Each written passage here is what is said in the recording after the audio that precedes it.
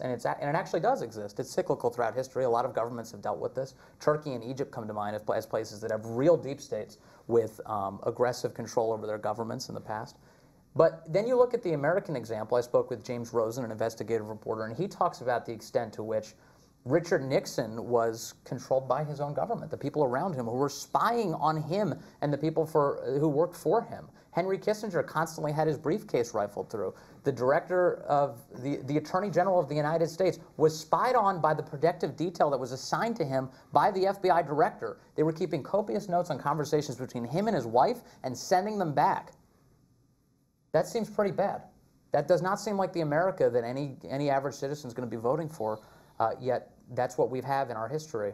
I think that the example there, the Hoover example, the head of the FBI, led the United States to try and rein in the power of the FBI and the power of people who act as deep state actors. But there's been this creep since then where they are increasingly empowered.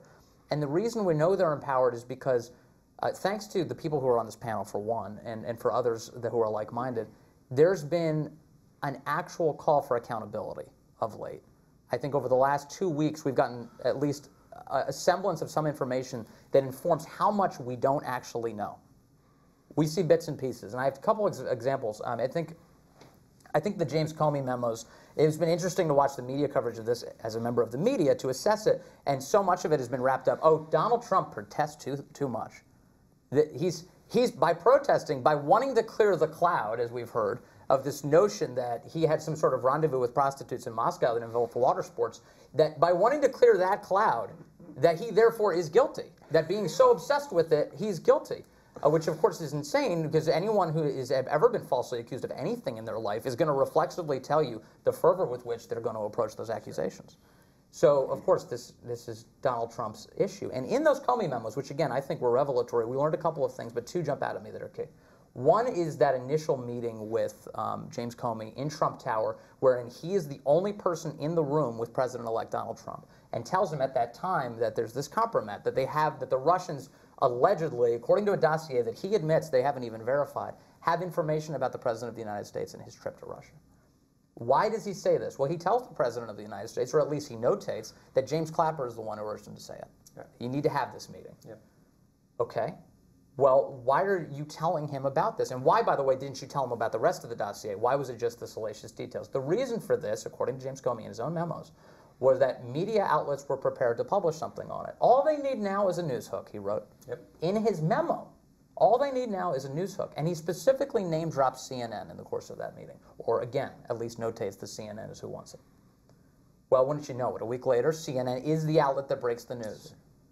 James Clapper connected to this insofar as he pushed James Comey to give the briefing. Now, how did it get to CNN? Well, here's what we know. Finding 44 of the House Intelligence Committee report was that James Clapper had provided inconsistent testimony about his contacts with the media, specifically CNN. James Clapper now works for CNN. I don't like conspiracy theories. I hate them. They drive me crazy.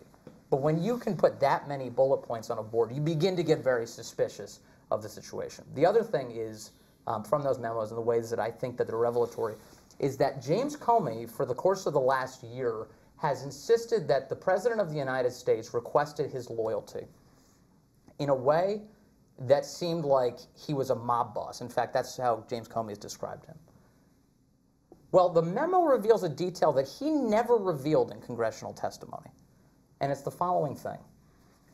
He talked about how frequently the government of the United States leaks. In fact, there's a portion of this that does not make its way to congressional testimony ever. I read the full transcript. Never makes its way to congressional testimony. He said the following of Trump. He asked whether the FBI leaks. And I answered that, of course, in an organization of 36,000, we were going to have some of that.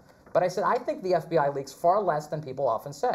I predicted he, like all presidents, would discover the entire government leaks like crazy, and explained that it often comes from the first or second hop out from those actually working on the sensitive thing.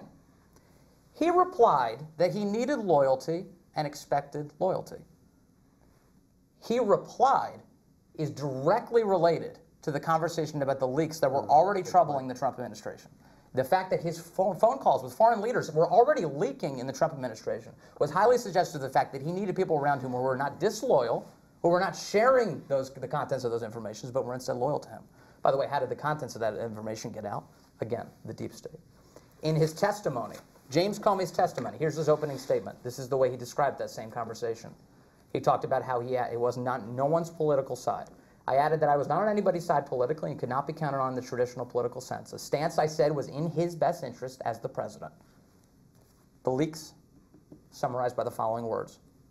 A few moments later, comma, the president said, I need loyalty. I expect loyalty. If that's not lack of candor, I don't know what is.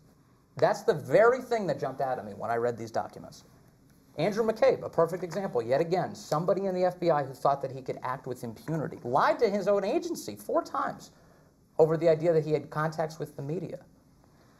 I'll be one of the outcomes I hope we get from this panel, but certainly from all the investigations that all of us are participating in some capacity, is how is it that so many people within the government, with so much power, think that they can act with impunity?